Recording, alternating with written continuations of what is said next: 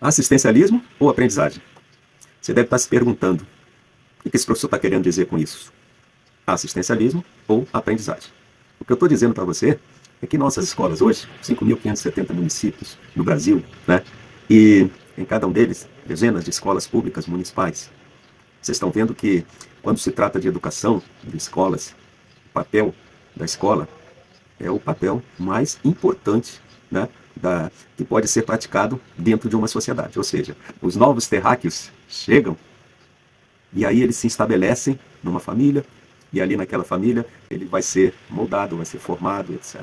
A família vai dar seu opinião, vai fazer seu esforço, amor, carinho, né? Vai dar um tênis, vai dar a comida, a família vai ter uma função assim fascinante dentro do desenvolvimento desse ser humano. Maravilha. Mas, paralelo à família, também tem a escola.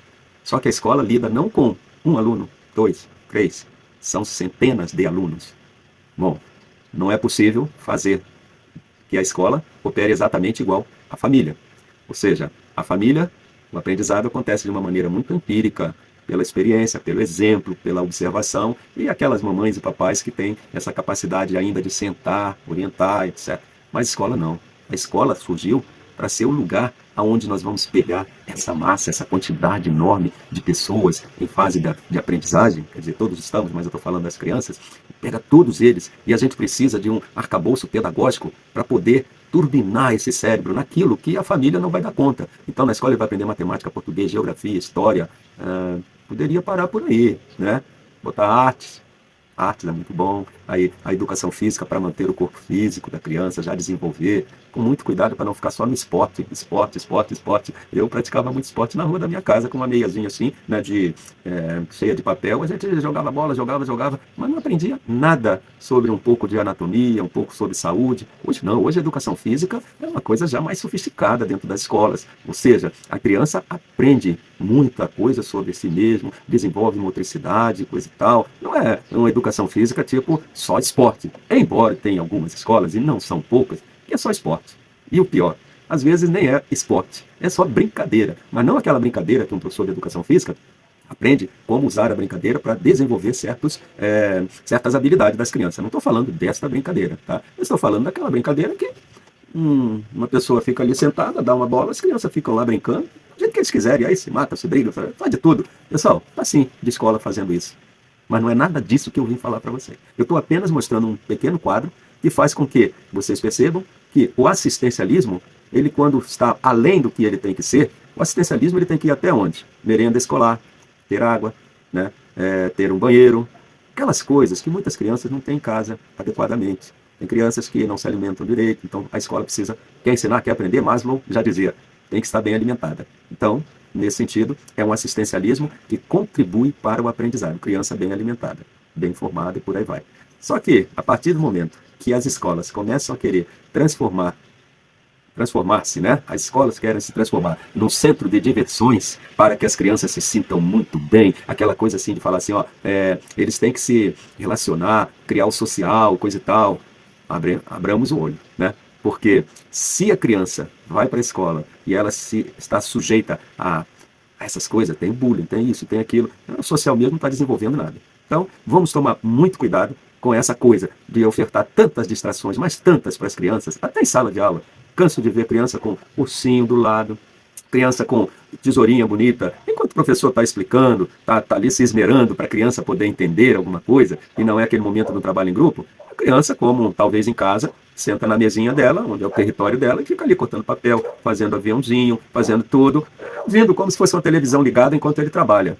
Pessoal, isso quem é pai e mãe talvez não saiba, mas quem é professor sabe muito bem do que eu estou falando. E o professor, professora, quando percebe isso, é muito complicado. Tem que parar a aula, falar, fulaninho, guarda isso, né? Alguns professores agora chamam essas ações de bebê reborn das crianças, porque ela tem uma certeza, uma convicção de que ao cortar papelzinho, ao ficar fazendo aviãozinho e tantas outras coisas que eles fazem na horinha da aula, né? Eles acreditam ser correto aquilo, ser normal, ser natural. E quando você impede, essa criança se fecha, inclusive não aprende direito, porque ela fica magoada, fica ressentida. Aí algumas escolas, para não deixar a criança magoada, ressentida, né? Aí faz com que o assistencialismo vá lá em cima. Não, não vou mexer na autoestima dessa criança. Ela tem que ser uma criança feliz, ela aprende brincando, né? Ela está fazendo aquilo ali, mas ela está ouvindo. E aí vem mil e uma desculpas que faz com que a nossa geração Z, hoje, ela já é considerada a geração, dentre as demais anteriores, a de QI mais baixo. E a geração alfa, que está hoje na quinta série, nós estamos fazendo por onde isso continue. O QI vai continuar diminuindo. Por quê? Porque as escolas não estão fazendo aquele trabalho de escola, e sim de assistencialismo. Bom, eu não vou conseguir mudar as escolas, não tenho como. Mas eu resolvi abrir um espaço aqui, né, minha casa. E aí, nesse espaço, eu vou dar aulas para algumas crianças cujos pais compreendam isso que eu estou falando e queiram e tenham condições de favorecer essa criança. Favorecer como? Eu vou assessorar. Né? Mas não é assessoramento de a criança agora vai ficar sendo meu aluno aqui um mês inteiro, um ano, né? Não faz sentido.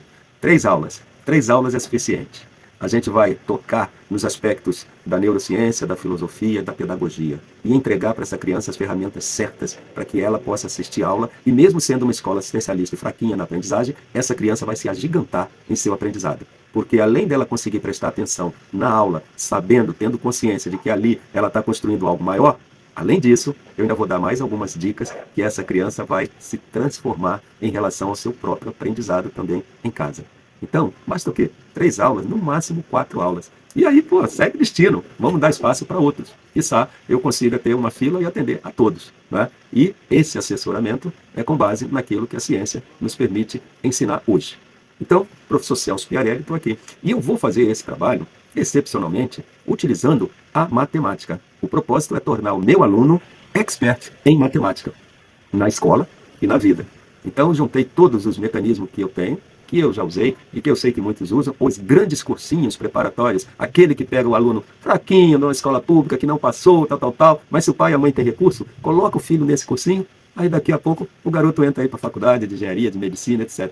Ou seja, ele faz em 1 ano o que não fez em 12 anos. Nem todo mundo vai ter condição de fazer isso. O que está acontecendo? 11,9 milhões de alunos, de jovens, ex-alunos, que nem está na faculdade, nem está no mercado de trabalho. E isso perdura por mais ou menos 12 meses. Essa situação que angustia essa juventude e, logicamente, é um grande atraso para o nosso país. Isso está acontecendo? Está. Então, o que eu estou trazendo é uma possibilidade de você livrar o seu filho de uma situação constrangedora como essa, quando ele depara ao final, porque a coisa é tão maquiada, que a criança e os pais só vão perceber ao final, lá no final do 3º ano do ensino médio, que a escola não lhe ensinou nada, ou ensinou tão pouco que não permite ele galgar o ensino superior. Então, eu estou abrindo o meu espaço, é o mínimo que eu posso fazer, ok? E com esse espaço aberto, eu vou poder atender algumas pessoas, né? Obviamente, isso aí vai ter um determinado valor, porque vai ser um tempo que eu vou gastar, né? E também, além do tempo que eu vou gastar, o tempo que eu levei de fazer mestrado, pós-graduação, etc, para poder fazer alguma coisa que, quiçá, as escolas possam incorporar e ampliar isso para o maior número de pessoas, as escolas públicas que eu estou falando, ok?